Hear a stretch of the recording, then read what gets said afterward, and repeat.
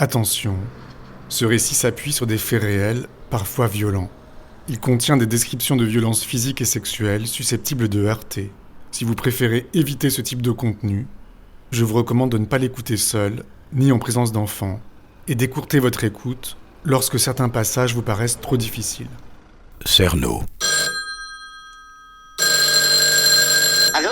Épisode 152. 3-2-1. 3-2-1. Il est 11h du matin.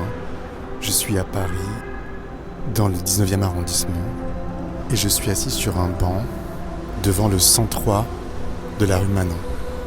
Il y a pas mal d'activités dans cette rue.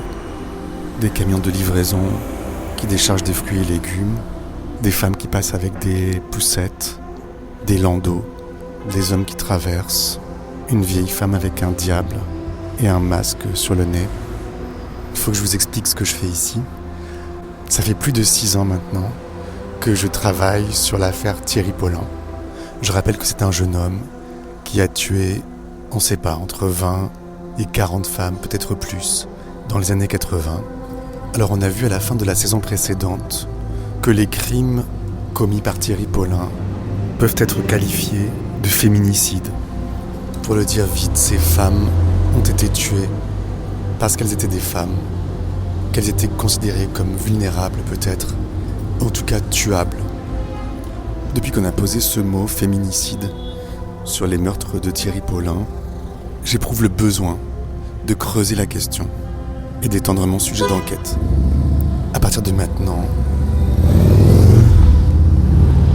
je voudrais faire un petit écart et travailler sur un autre féminicide, peut-être même une série de féminicides. Et mon point de départ se trouve ici même. Je suis donc devant le 105 rue Manin, et il y a quelques années, je venais souvent ici parce qu'un couple d'amis à moi, Charlotte et Romain, habitaient là, au 3e étage si mes souvenirs sont bons. Alors depuis le temps, ils ont déménagé, mais je sais qu'à chaque fois que je venais chez eux, quand j'étais dans leur salon, le soir lorsque les lumières étaient allumées, je regardais par la fenêtre l'immeuble d'en face, situé au 22 rue Manin. J'avais appris, à l'époque, dans un podcast, qu'une femme avait été tuée dans cet immeuble en 1991. Dans ce podcast, on parlait d'une jeune agente immobilière et l'auteur du crime, c'était, disait-on, le grêlé. Le grêlé, je vous rappelle que c'est un tueur en série qui, depuis lors, a été identifié et s'est suicidé. Alors il se trouve qu'aujourd'hui, on a des doutes sur la culpabilité du grêlé. Mais je reviendrai sur cette question de l'auteur du crime plus tard. Donc quand j'étais chez mes amis, Charlotte et Romain, je regardais toujours par la fenêtre et je me demandais dans quel appartement pouvait avoir eu lieu ce crime. Et à chaque fois que je venais voir mes amis, je pensais à ça secrètement. Pourquoi quelqu'un avait tué cette femme ? Et donc ce matin, je suis de nouveau en face du 22 rue Manin et je vais vous raconter ce que je sais de ce qui s'est passé ici. J'ai pu retrouver quelques articles qui relatent les faits. Nous sommes le 4 décembre 1991. Il est 11h du matin, exactement l'heure à laquelle je vous parle. Ça fait un peu plus de 33 ans donc. Donc il fait froid ce matin-là, et une jeune femme, Sophie Narme, attend devant la porte que j'ai devant moi. C'est une double porte en bois, typique des immeubles parisiens. Sophie Narme est stagiaire dans une agence immobilière, et elle a rendez-vous avec un client à 11h. C'est donc lui qu'elle attend devant la porte. Elle a 23 ans, les cheveux châtains. Elle travaille depuis 1 mois à l'agence CICP du 22 rue Lauriston dans le 16e à Paris. Cette agence vend un 2 pièces sur cour au 6e étage. Le prétendu client arrive. Sophie Narme et lui traversent la cour. Ils grimpent un escalier de bois jusqu'au 6e étage gauche. Et là, le cauchemar commence. Il semble que l'homme fait subir de longs sévices à la victime, et qu'il soit resté tapi dans l'appartement une bonne partie de la journée.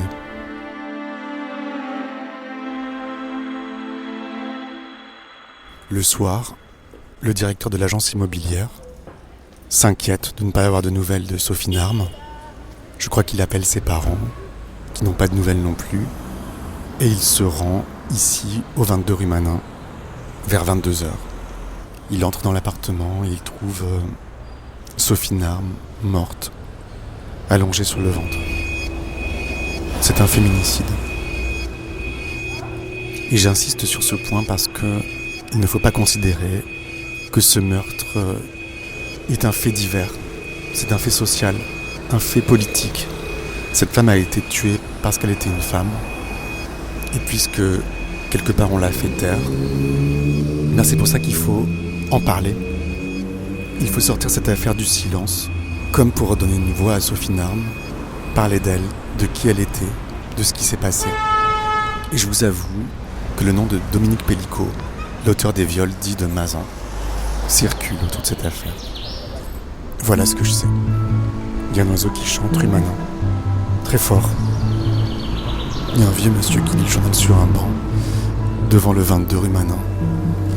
Je traverse la rue. Je m'avance vers la porte de l'immeuble. Et je suis très ému, j'éprouve une profonde tristesse, pour rien vous cacher. C'est un immeuble en pierre, qui n'a pas été ravalé depuis longtemps. Il y a 6 étages donc. À partir du 2e, la façade est en briques rouges. Il y a un traiteur au rez-de-chaussée, ainsi qu'un imprimeur. Je me demande s'il faut que j'essaie d'entrer.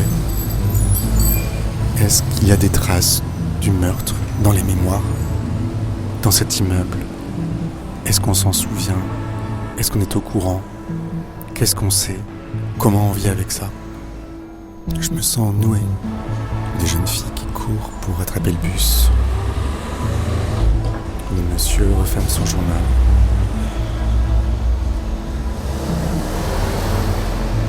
Il y a une jeune femme qui entre dans l'immeuble, elle est au téléphone. Je vais pas la suivre et je vais pas mettre le pied dans la porte. J'ose pas faire ça. J'ai peur de réveiller la mémoire de cette affaire. Mais pourtant, je sais qu'il faut continuer à en parler. Mais comment m'y prendre?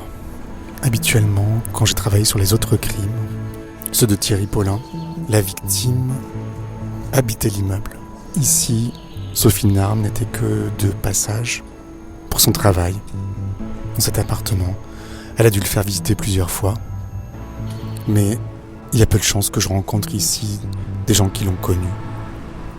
Peut-être même qu'il n'y a plus aucune mémoire du crime. Peut-être que personne ne sait vraiment dans cet immeuble que ce crime a eu lieu. Je vais aller chez le traiteur asiatique qui est à gauche de la porte d'entrée du numéro 22. Bonjour madame, excusez-moi, j'ai une question à vous poser. Est-ce que le traiteur existait déjà dans les années 90 ici? 90? Oui. Oui. D'accord. Vous travaillez déjà ici? Ici, oui. En 91? 1991? 91, je ne comprends pas, c'est comme ça. Vous, ça fait combien de temps que vous travaillez Je ici? travaille ici 10 ans. Ah. Et vous êtes la patronne? Oui. Et les anciens patrons, vous les connaissez?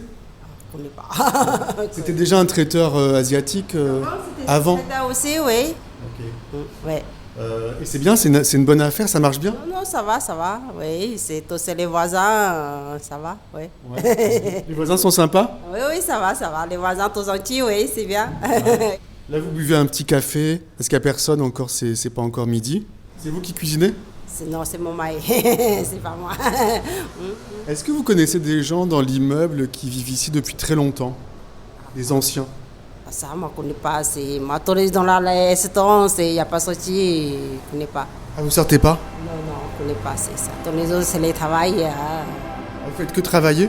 Travail, oui. Oui. C'est pas trop dur? C'est Dieu, il n'y a pas de choix. Il y a beaucoup de pays. Il y a beaucoup à payer? Oui, c'est ça, c'est normal. Oui, c'est comme ça. Bonjour monsieur. Je me demandais en fait si vous étiez là déjà dans les années 90, mais votre épouse m'a dit non. Non? Je ne comprends pas, c'est ça. Je comprends pas. Je ne comprends pas. Ouais. Bon, c'est pas grave. C'est pas parler bien français, c'est ça. Ouais. Ouais. Bon, et merci beaucoup alors. Oui, merci. Moi je m'appelle Julien et vous? Madame Lee. Madame Lee. Ok, très bien. Merci. Bonne journée. Au revoir. Bon, Madame Lee avait l'air très sympathique, mais on se comprenait pas bien.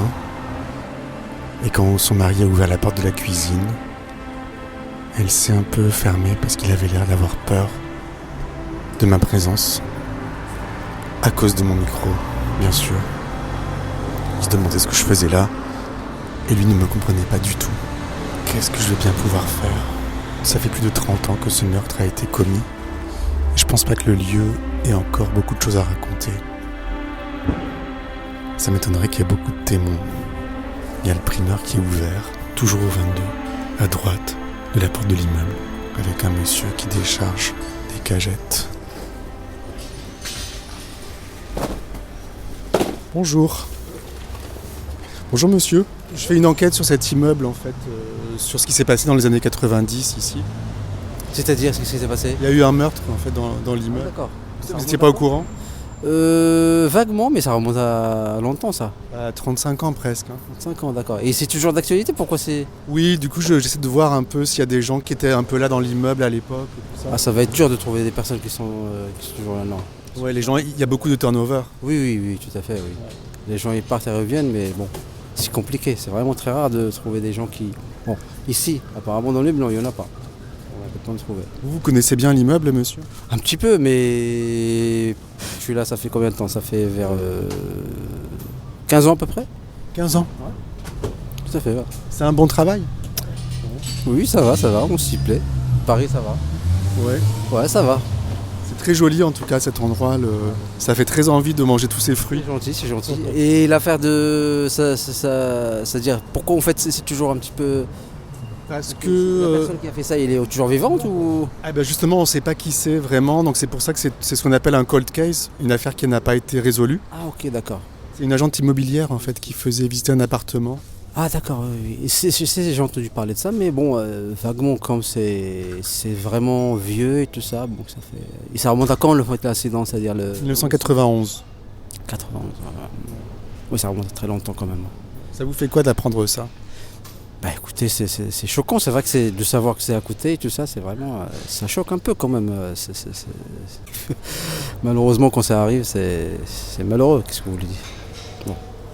Il faut pas non plus céder à la panique et tout ça, mais bon, franchement, quand ça arrive, c'est vrai que... Heureusement, bon, je sais pas si c'est un fait divers ou... je sais pas. Mais de toute façon, quand ça arrive, c'est malheureux. Bon. C'est quoi un fait divers? Ce qui arrive une fois par... c'est pas vraiment quelque chose qui est... par exemple, quelqu'un qui a une idée, il va sur un truc, il a un programme et tout ça. Donc c'est un fait divers, ça arrive et puis voilà. Donc, c'est pas un crime prémédité quoi? prémédité, exactement, voilà. Vous avez le mot, exactement. C'est le mot, ouais. Exact, ouais. Donc vous en avez déjà un peu entendu parler parce que dans l'immeuble on en parle ou... Non, pas du tout, non, pas du tout. Quand il y a quelqu'un qui, un journaliste comme vous par exemple, qui vient un petit peu enquêter tout ça, oui, mais vous avez déjà vu des journalistes? Oui, ils sont déjà venus, l'entreprise, mais ça remonte un petit peu, quoi. Mais pas plus que ça, non, les habitants. Non, mais comme je vous ai dit, ils sont même pas au courant. Comme moi, ça fait 15 ans que je suis là et c'est pas vraiment... Voilà. C'est quoi votre prénom? Moi c'est Julien. Julien, moi c'est Hassan. Enchanté. Avec plaisir, de toute façon, voilà, donc vous faites votre travail, puis voilà, c'est bien. C'est quel journal ça va être En fait c'est du podcast, vous voyez. D'accord, ok. Ouais. Ok. Cerno. Ça marche, ok. Et Hassan, du coup, il n'y a pas de concierge? Non, dans celui-là, non, il n'y a pas de concierge. À côté, oui, mais pas ici.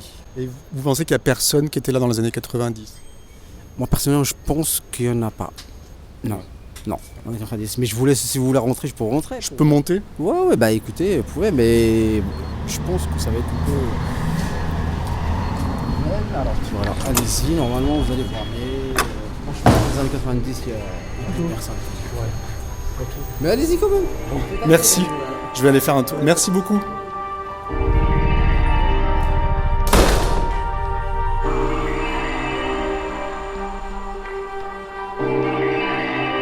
Alors me voilà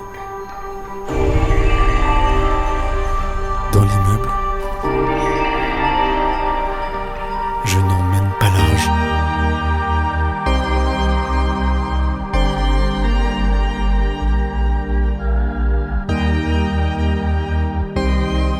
courent avec des vélos. Cerno. Et des poubelles aussi. Une anti-enquête.